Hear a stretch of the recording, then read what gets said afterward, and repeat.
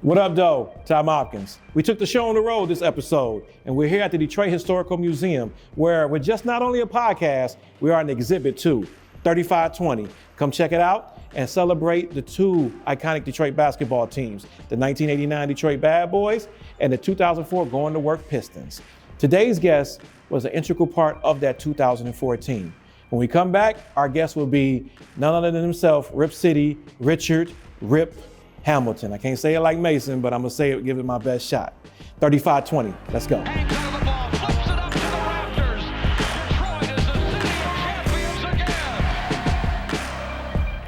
What up, though? Welcome back to 35-20, a Detroit Pistons podcast celebrating two milestone Detroit Piston team.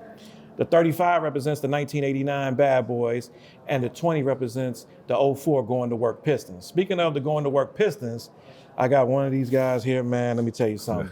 This guy was a very important piece to our puzzle. When we first got him, I was ecstatic because I knew what he was doing because I followed him through UConn and with the Wizards. And when we finally got him, I was like, uh-oh, we really trying to win here. So today's guest is none other than the Mask. People call him all that, but we call him Rip here. Richard Hamilton, how you doing, my brother? Yes, sir. What's going on, my brother? That's a trademark, yes, sir. So we was talking earlier, right? Yep. 20 years, 2004.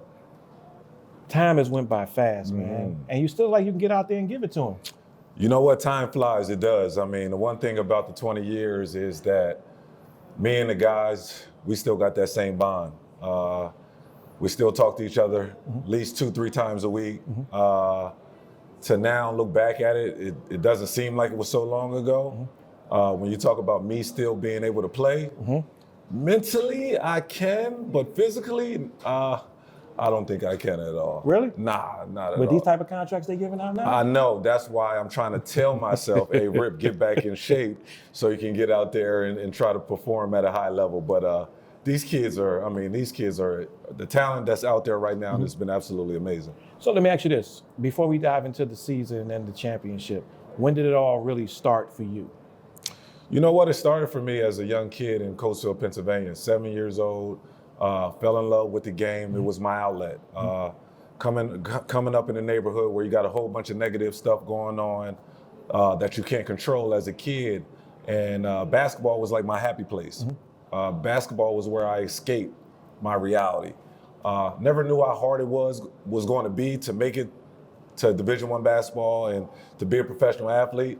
But I had goals, dreams, aspirations, and I was willing to do whatever I had to do to get to the promised land. So you went to high school. After high school, you went to the great University of Connecticut.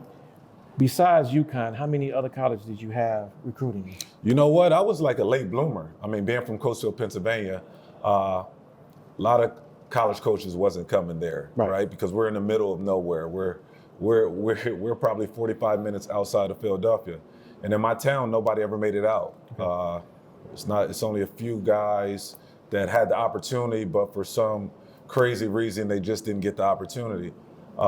But I did. I got an opportunity to play with Kobe Bryant at a young age and to be able to play on that stage with him. And he was from Lower Merion, another small town, and we were both trying to figure it out in this crazy basketball world.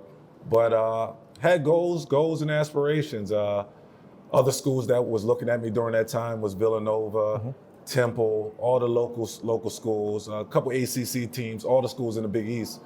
But I'll never forget when I went to go visit UConn. I said, if I never got an opportunity to play in the NBA, playing at the University of Connecticut is like playing in the NBA because there was no professional teams there. It was just men's college basketball and women's college basketball. So that was my thought process when I chose the University of Connecticut. And so that was the key piece for you choosing that because you're right. Besides the college, there's no professional team there. So you came in there and you came in after the following of some great players that played before you. And what I like most about you, you don't hold them up. You're very modest, what you're saying, because I saw the interview you gave on ESPN when they said name your top 5 UConn players of all time. So speaking of that, we talked earlier as well too about this unbelievable one and done shots you did half court. Okay. How did that even come about? And I know it made you feel a little bit better because of the person who kind of challenged you to do it. Yeah, it was crazy, right? And the reason why it was so crazy is because, again, game day was coming to the University of Connecticut. They wanted me to come on during their special, and I was actually supposed to come on to distract the shooter. I wasn't actually supposed to shoot the ball. Okay. So by the time I got to midcourt, they was like, "Hey man, you're shooting the ball," and Jay Will told me that. So I'm like, "Oh my goodness," they just audibled everything that they told me 20 minutes ago. Right. And now you want me to shoot, and not just shoot in front of my kids, because I have my two boys there, and I always tell them how great of a shooter I am, and they be like, "Dad, yeah, right." Blah blah blah. Tell them to go watch Google. They don't want to watch Google. They look at me as just dad. Okay. So when I got out there and they said, "Hey, you got to shoot the ball," the first thing that started going into my mind was like, "Okay, I got to go back in game mode." Okay, I got to go back to the mask days, without the mask though, because I didn't have the mask at UConn. Yeah. So I started thinking about, okay, the rim. Okay, yeah, I know how the soft spots on the rim, right? They probably changed the rim, but I'm thinking of my last memory of playing at Gamble Pavilion. Got you. Knowing the backlight, knowing where to shoot the ball at. And in the back of my mind, I'm saying, "Hey, you know what, Rip? You scored a lot of points here in this arena." So I got all this stuff building up. I'm trying to hype myself up, and I said, "There's no way I'm gonna not take advantage of this moment." Right. Right. Got the ball, felt the laces, squared up to the basket, and I said, "Hey, this is like muscle memory. Throw it up there," and it happened to go in. So now you can never take another shot in that gym again. I know, right? That has to be your last shot with the banner raised and all that. Yes. So let me ask you this. When the news came that you was coming to the Pistons, Okay. because before then you was in the backcourt with MJ. Yes. One of the greatest of all time. What was that like for you, knowing that you was leaving MJ and coming to Detroit? Well, first of all, it was one of them things. You're a young kid still trying to figure out figure out who you are as a player in the NBA.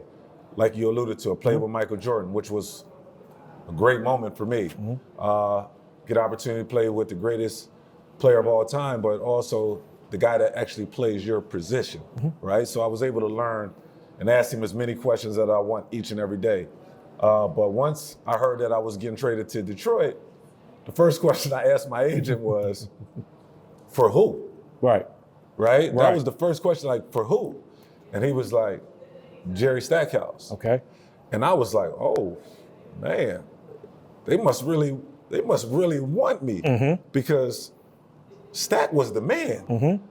Playing against him, in the lead my early days. He was the NBA leading scorer at the time, all-star. I wasn't an all-star at the time, so in my mind, I was thinking like, "Oh, okay, they must really think something great of Rip Hamilton," which, if you looked at the history of my career, same thing Jim Calhoun, same thing with Jim Smith, my high school coach, and going down the list. So I just looked at it as that, okay, this team really wants me. The pieces was starting to assemble, but I just looked at it as, hey, this was an opportunity for you to really make a name for yourself, knowing that the expectations is going to be high. Right. Just knowing who I was traded for. Right. So we'll touch back on the 04 season right quick. When did you feel like this really about to happen?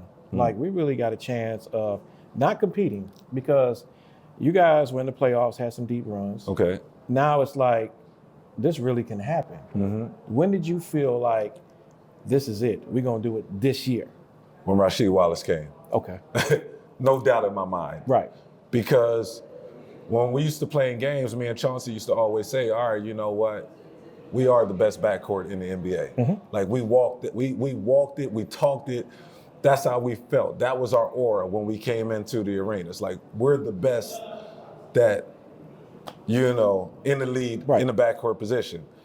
And we looked at Ben being one of the best centers, but we felt as though that he needed help down there, because we knew that he was going to dominate defensively. We knew that he was going to have our back, and sacrifice his offensive gifts to get us easy shot.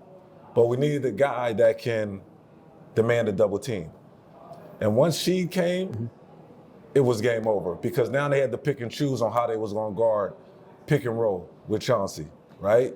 They couldn't just blitz him every time, because if not, you're going to leave Sheed wide open. When I come off pin downs, you got to make a choice. You're going to give me the wide open shot. And Sheed was before his time. Now you look at the NBA now, you got bigs that space all the way out to three. Sheed was spacing all the way to three, and people was like, oh man, you need to dive to the basket. But that opened up the court. So once Sheed came, I just felt as though there wasn't a team in the league that could beat us. Man, so one thing you're also known for besides the mask is the phrase, yes sir. Okay. How did that come about? You know what? When you grow up in the neighborhood, it's all about slang, right? We don't talk normal English at times, right? Like you come to Detroit, it's what up, though? What up, though? Okay. In Pennsylvania, is that John, or you know what I mean? Yeah. You know, like, so everybody got their slang, and that was one of the slangs that me and my friends, we always would say around the house when, you know, someone asked for something, when you're about to do something, when something exciting about to happen, it was always like, yes, sir. So it was one thing that I always said. It wasn't intentionally that it would take on its own little path, but it was something that me and my friends always would say.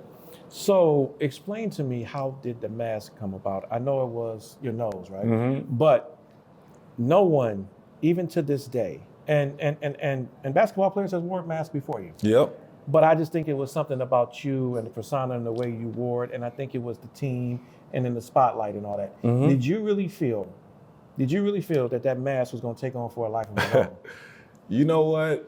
At the time I put it on, no, I didn't, because I didn't want to wear it. Just like I told numerous times, to wear a piece of plastic on your face is not ideal.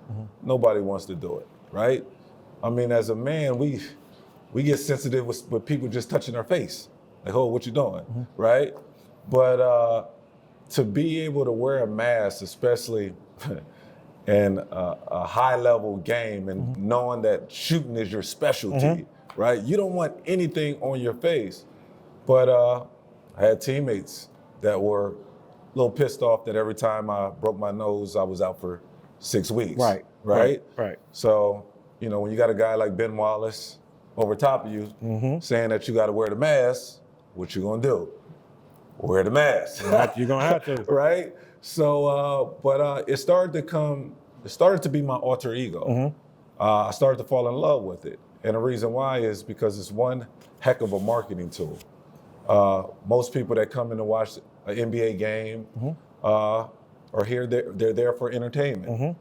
I mean, regardless how old you are, if someone came in and never watched a Pistons game or NBA game, they would say, why is that dude out there wearing a piece of plastic on his face? So I was like, oh, okay, that's how I separate myself away from all the great talent that's in the league. And I'm able to play still at a high level with it. Well, just know that anytime somebody wear a mask now, it's probably known as the Rip Hamilton. I like it. I like it. Even when Brian tried to wear a black one, he still couldn't shake the Rip Hamilton effect and all that. I'm gonna tell you a funny story about the black mask too, right? Because I was gonna wear a black mask in the All-Star game. But the league said if I wore the black mask in the All-Star game, I would get fined. So I couldn't do it. So from the higher ups, they was all saying, no, you can't do it. I had somebody create it, design it. It was super dope. It was my alter ego. That would have been the ultimate. They said no. So when I seen LeBron wear it, I'm like, oh my, what we doing here? What's going on? So UConn, Big East. Okay. So of course you played some games at the Mecca, Madison Square Garden in college. But you also had your career high 51 points there.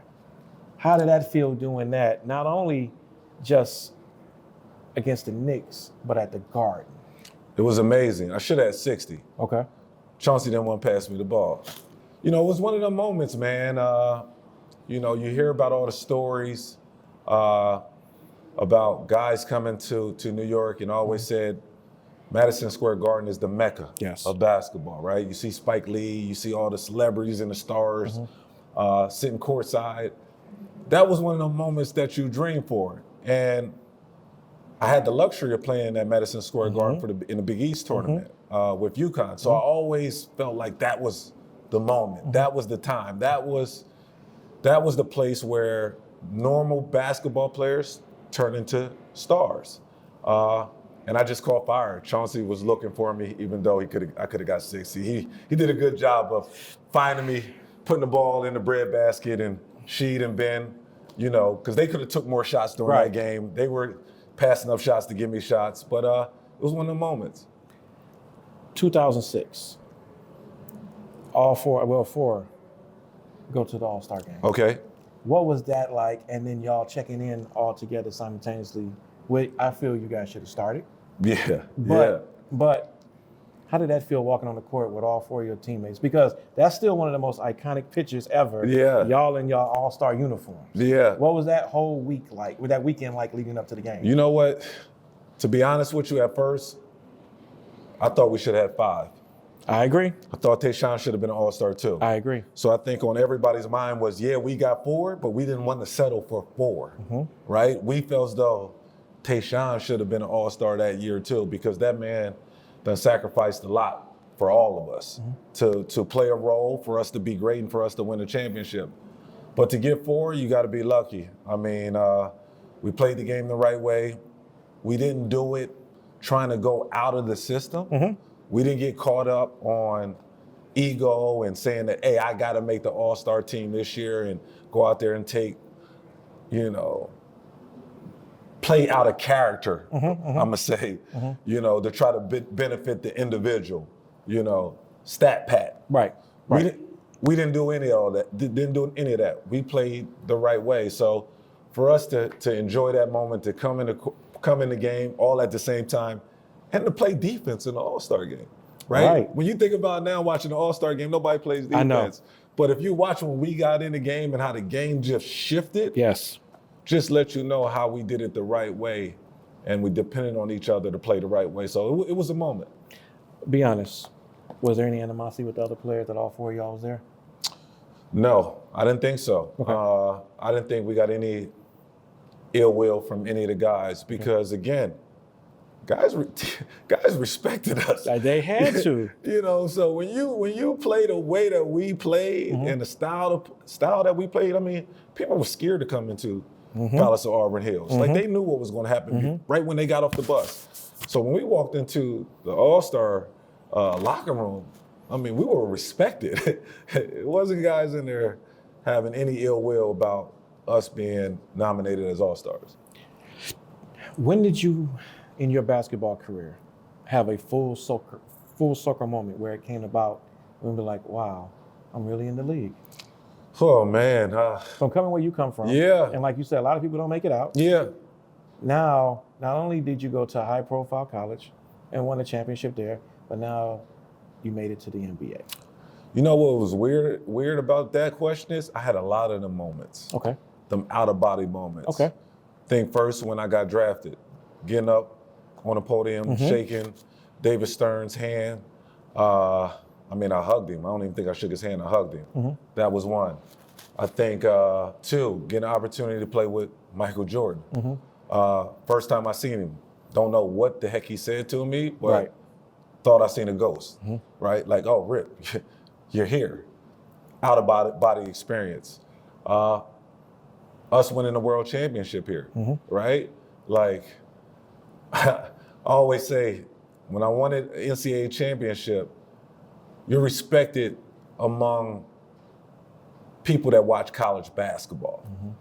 You're not really respected by the guys inside NBA locker rooms because guys always say, oh no, the best players in the world play in the NBA until you win one here. Then, I mean, it was cool, but I'm not going to respect it fully until you able to win one here. So I think winning the NBA championship here was like, oh my goodness, like can you imagine a kid from Coatesville, 11,000 people, nobody believed that you were able to accomplish something like this as a kid. My friends used to always say to me, because I used to go to basketball camps all the time, they used to always say, hey, I got a joke for you. Why does Rip go to basketball camps? And everybody be like, why? And they'd be like, oh, to get ripped off. So to be in the moments, right? Like, I mean, you rewind, you go back in time and you remember things like that. Because I think in life we all have to reflect and see when, regardless of what it is, a professional athlete, somebody that gets up and goes 9 to 5, we all have that full circle moment. Yes. The reason why I asked you that question because you are one of 33 players that have won both NCAA titles and NBA titles. I'm not going to ask you to choose because that's like showing which kid is your favorite. Yeah. And I'm in Detroit right now. Yeah, you're in Detroit. And we're in the museum right now. And you're not far from the real Detroit, the real hood. So I'm not gonna ask you to choose. Okay. But when the clock went 0 with UConn, what was that moment like? Oh my goodness, we shocked the world. We shocked the world, right? Because Duke had, I think, 4 lottery picks on that team. But both of us were the #1 team in the country. I think both of us 9 weeks out of the season at the time. But we felt as though we were the better team, to be 100% honest with you. I played with 𝗙𝗢𝗟𝗪𝗓, was one of the most confident dudes that I ever played with.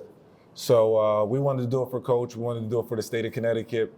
And like I said, the moments, you got to take advantage of the moments. And I thought I took advantage of that moment playing on the stage. So do you feel like that's deja vu that happened in 2004? That you guys went up against a Duke-like era team in the Lakers? Yeah. See what I'm saying? Yeah. So what was that 04 experience like when that clock went 0? Yeah, I was used to it. I was used to people telling me I couldn't do anything. I was used to people not believing. Like, I'm from a small town, like I said before. So I always had the mentality against all odds. So when playing against the Lakers in 04, and things that was going on in my mind was, man, I can't let Kobe Bryant beat me again. Right. Because he beat me for a state championship in high school. So I was able to dumb it down a little bit, right? When it comes to the moment. I wasn't thinking NBA title. I was thinking, oh, I can't let Kobe beat me. So I was able to play with the even kill, right? Still go out there and don't play out of character, go out there and play my game. But that moment was surreal because, like you said, it's the best in the world. The Los Angeles Lakers were probably the best team of the decade when you talk about what they were able to do with Kobe and Shaquille O'Neal and Phil Jackson and the pieces that they added to their roster. So that was amazing for me.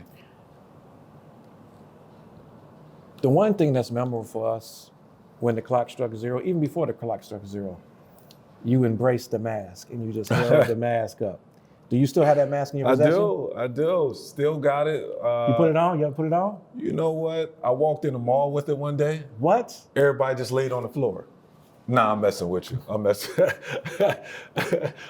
with you because when I'm out in the mall or I'm out, people always say, "Where's the mask? Where the mask at? Why ain't you got it on?" I'm used to seeing you with the mask. I'm like, okay. It's your alter ego, brother. If I go ahead and wear it around, like then what? But again, it was my altered ego. But I still have it, man. It's like it's a piece of me. It's who I am. It's a part of my identity. We did so many fun and lovely things, and like you said, you can turn on an NBA game now, and when a guy wears a mask, the first thing they go back to is Rip Hamilton wearing a mask. So it definitely has its purpose in my life. So we know recently you just got the jersey retired at UConn. Last year, you was just inducted into the Detroit Sports Hall of Fame. What was it like to get your banner raised at the Palace? And you are the last Piston to have it done so far. Yeah. So you still hold a title of being the last one. How would you rank that moment, seeing it go up into the rafters? You know what? It was definitely at the top of the list, right? And the reason why it was, at the top of the list, because my kids was able to experience that. My wife was able to experience that. But my wife's seen me play, but my kids, they have no idea on what Dad did before they was around. So as much as I sit there and tell them how great of a player I was, on how I shoot the ball, and I try to coach their teams and whatever, and they look at me like, man, go ahead, Dad, man, you don't know nothing. Go sit on the couch. Ask us where the remote control at. That was the moment for me personally that they were excited, and I could see in their eyes like, oh my goodness, everything that you've been saying, now I can actually see it. Right. When I talk about the fans of Detroit as being the best fans in the world, and now they're there and they can experience it by hearing the crowd roar and yell and scream, and now it's a reality to them. So I think that moment was special for me. Also for my teammates to be there, because none of that happens without them, the guys being there, the coaching staff. When I came to Detroit, I had no clue. Right. I had no clue on how the fans, the people in the D was going to accept me. because just the fact of me being traded for another great player. Right. So I had to come in and make a name right from day one, which I love. I accepted it. So it was definitely a moment that I will never forget. So even though you guys played in Auburn Hills, can you imagine if you guys really played here now in the heart of the city in downtown Detroit? Yes. How ill that would have been. That would have been crazy because we used to do come down and do a practice at University of Detroit. Okay, Callahan Hall. Yes. Okay. So me and Chauncey talk about it all the time. Like, hey man, like even when we were playing at the Palace, like, hey man, what if we got just one game downtown, right? Would have been crazy, would have been amazing because again, Detroit fans are the best in the world, man. Yes, sir. Loyal fans, love them to death. I still wear my Detroit hat wherever I go. I see that. Right then and there. I feel like the city has adopted me as a son here. So I enjoy every part of it. Well, 𝗙𝗢𝗟𝗟𝗢𝗪 is a proud sponsor of 35 podcast. And they would like to know, what are the 3 essential items that you have to take with you when you're on the road? Oh, yes. First, number 1 is my Detroit cap. Okay. I never go anywhere without it. Okay. Right? That's number 1. 2, I got to have some Jordans on my feet. Okay. Got to make sure my J's is always fresh. Smart man. Keep the boxes coming. Keep the boxes coming, brother. I got to make sure my J's is fresh because everybody looks at me as being one of the sneaker kings. A guy of having all the retros. And 3, if I had to pick my 3rd, you know what? Man, that's a good question. My 3rd, I'll come back to that. But they're my top 2. Okay. Yep. So I've asked everybody the same question. We're here right now at the 20th anniversary of the 04 championship. Okay. We got an empty box, and everybody from the team has put something in there. So when it's the 40th anniversary, we open it up. What will be the one thing you want to put in there so when we open it up in 2044 for the 40th anniversary, Rip Hamilton will be known for? Wait, you said it's an empty box? It's an empty chest. Empty chest. You can put anything in it. You can put anything for you to be remembered by of the 2004 season. Oh, okay. Gotcha. What is something that you want to put in there so when we celebrate the 40th anniversary, it'll be resurrected and talked about again? Gotcha. It has to be my mask. Okay. It has to be my mask because that was a big part of history and that was a big staple of who Rip Hamilton was as a basketball player. Speaking for the people of the city of Detroit, you are one of ours. I know where you was born and raised at, and I know where you reside now, but you are one of us. Yeah, absolutely. Forever, forever. Tell me what the city of Detroit means to you. It means everything to me. When I came here, it was everything that I represent. Okay. Grit and grind. We're not asking for handouts. I was never a person that asked for anything. Like I wanted to go out there and get it, and if something was in my way, I was going to go ahead and take it.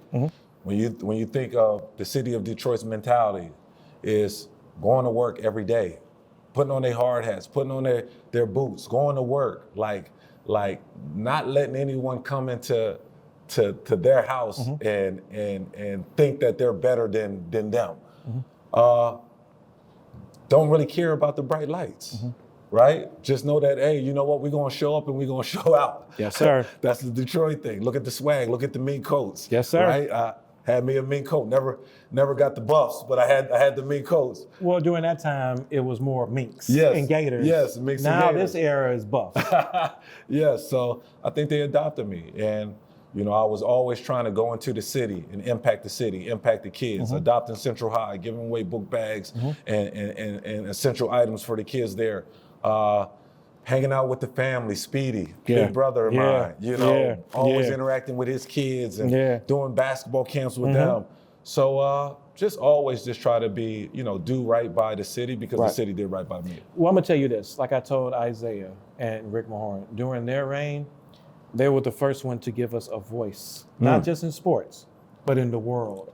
Because everybody looked at whatever it was, New York, LA, Chicago. When they thought of Detroit, they looked down on us. Not just in sports, but in everything. Okay.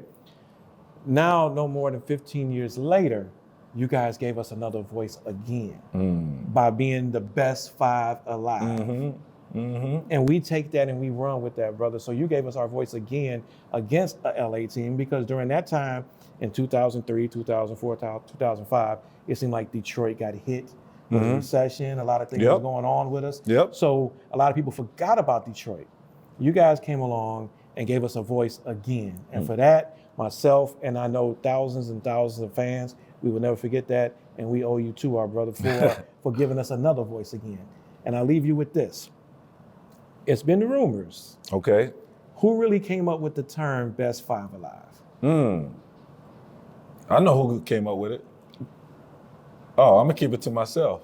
Okay. Well, I hear stories. Oh no, he said that. No, I said that. Oh, no, okay. Said that. Yeah. No. So I'm gonna keep it to myself then. So with you saying that, then I already know who said it. Okay. Well, this is another episode of 3520 of the Detroit Pistons podcast, celebrating two great teams: the 1989 Detroit Piston Bad Boy and the 2004 Detroit Pistons Going to Work team. My guest is none other than the Mavs, Rip Hamilton, Yes, Richard sir. Hamilton. I appreciate you, my brother. Always. We Yes, see you in sir. another 20 years for the 40th. I appreciate you. Let's go.